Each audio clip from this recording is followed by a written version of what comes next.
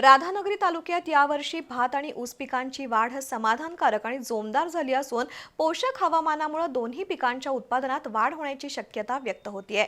गेल्या काही दिवसांपासून सुरू असलेल्या रिमझिम पाऊस आणि त्यामधून मिळणारं ऊन यामुळे पिकांना पोषक वातावरण निर्माण झालंय। त्यामुळे शेत शिवारातील भाताची पिकं हिरवीगार झाली असून ऊसाचीही वाढ चांगली होतीये। यावर्षी राधानगरी तालुक्यात पिकांच्या वाढीच्या काळात मुसळधार आणि धोधो कोसळणारा पाऊस तुलनेनं कमी राहिल्यानं अनेक ठिकाणी पिकांचं मोठं नुकसान टळलंय। अतिवृष्टीमुळे शेतात पाणी साचणं, मातीची धूप होणं तसंच पिकांची वाढ खुंटणं अशा समस्या निर्माण होतात। मात्र यंदा पावसाचं प्रमाण तुलनेनं संतुलित राहिल्यानं भात आणि ऊस पिकांना त्याचा फायदा झाल्याचं शेतकरी सांगतायत। भात पिकासाठी सध्याचं वातावरण विशेष पोषक ठरतंय।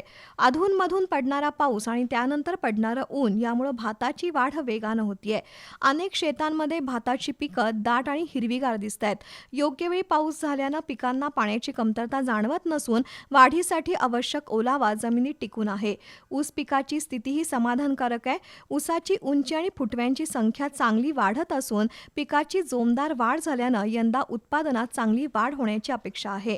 दरम्यान पिकांची सध्याची स्थिती चांगली असली तरी पुढील काळात शेतकऱ्यांनी पिकांवरील रोग आणि किडींच्या प्रादुर्भावाकडे विशेष लक्ष देणं गरजेचं आहे। सतत ढगाळ वातावरण, पावसानंतर वाढणारी आर्द्रता आणि त्यानंतर पडणारं ऊन यामुळे काही रोगांचा प्रादुर्भाव वाढू शकतो। त्यामुळे शेतकऱ्यांनी नियमितपणे शेताची पाहणी करून पिकांमध्ये होणारे बदल वेळीच ओळखणं आवश्यक आहे।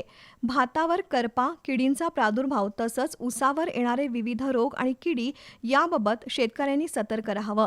रोग किंवा किडीची लक्षणं आढळल्यास कृषी विभागाच्या मार्गदर्शनानुसार योग्य उपाययोजना करणं गरजेचं आहे।